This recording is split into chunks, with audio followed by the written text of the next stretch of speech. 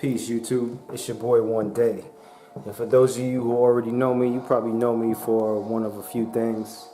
And one of those things is battling Mos Def. I'm the One Day who battled Mos Def. So everybody wants to know the Mos Def story. We're going to get into it, man, as I walk around the crib in the compound. But basically, I'm from Massachusetts, and I moved to Brooklyn, and with dreams of being like the best fucking rapper in the world. And the first time on stage was this like rap battle called Bragging Rights in Lower East Side in Manhattan or whatever. And I entered that shit. I wasn't even really a battle rapper, but I was like, all right, let me go. I got to get my name out there. So I entered this rap battle, and you know what I mean, I was psyched. It was my first time on stage. I wanted to build my rep up, and I went out there. I freestyled off the top, battled this dude, no writtens or whatever. I thought I did pretty good, and so did the crowd. So the crowd was, you know, going pretty wild for me, but they was also clapping for this other cat. But it was pretty even. But it kind of seemed to me like he had a bunch of homeboys with him, all banging on the speakers and the rafters up on the second level. And I was like, nah, son, I didn't just lose. I didn't lose my first time on stage. I didn't lose my first battle. Nah, son, that's not how One Day's about to set it off. So basically, I wouldn't leave the stage.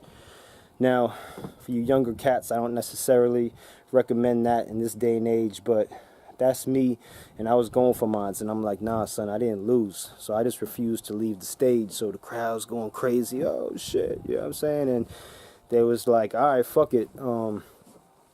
It was a tie then. It was a tie, even though they gave it to Son at first. The MC gave it, you know, the guy hosting it was like, okay, this other guy won. But after I wouldn't leave the stage and the crowd's going crazy, they're like, all right, we'll give you one more round because, you know, it was close. So I battled this cat again, and once again, I thought I kind of did my thing, and so did the crowd, and everyone's going wild. And, you know, they was also clapping for the other guy, and it was just close, man. And I just really, in my heart, I really didn't feel like I lost, you know what I'm saying? And I wouldn't leave the stage again. So sitting backstage was this guy Mos Def, who I'll keep it 100. I didn't even really know who that was at the time. But I had heard one of his records because they played that beat a few minutes later when me and this guy Mos Def actually battled, because he was like, all right, if this guy don't want to leave the stage, you know what I'm saying, I'll battle him. So then the crowd starts going crazy, and then, you know, I battled the mighty Mos, who's now known as Yasiin Bey. You know what I mean? Peace to Mos Def, because that guy's pretty nasty on the mic, and you know what I'm saying, I respect his career. So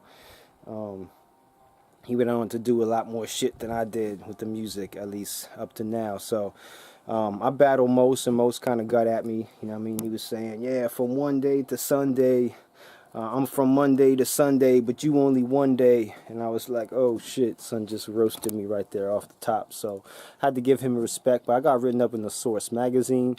That was my first fucking time on stage. I was just a youngin', man. I was like 17, 18 years old. So I was going for mines, man. So I got a lot of reputation for that, and I really didn't run with it, honestly.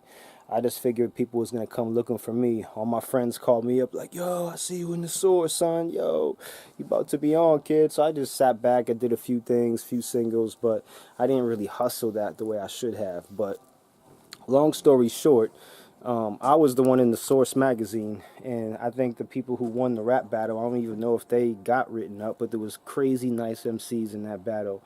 And my story, you know, the moral of my story for the kids out there, for the people out there, is basically, you know, if you feel real strongly about what you're doing, even if, you know, people are telling you nah, or they tell you you're wrong, or they tell you get the fuck out of here, you know, sometimes you just gotta stand your ground, and you gotta, you know, you just got to be adamant about what you believe in. And if you do that, you know what I mean, you might end up getting more accolades. You might get some haters. You're going to get some fans. But the truth is like, you know, it was notable and it was newsworthy. So I got in the Source, which at that time was like the king of hip-hop media. And, you know, I pretty much, even though I lost the battle, you know, it was an accomplishment for me because I put my name out there as somebody who had standards and who believed in himself, and that's how the legend of One Day began. And we about to continue this shit because I'm back, baby.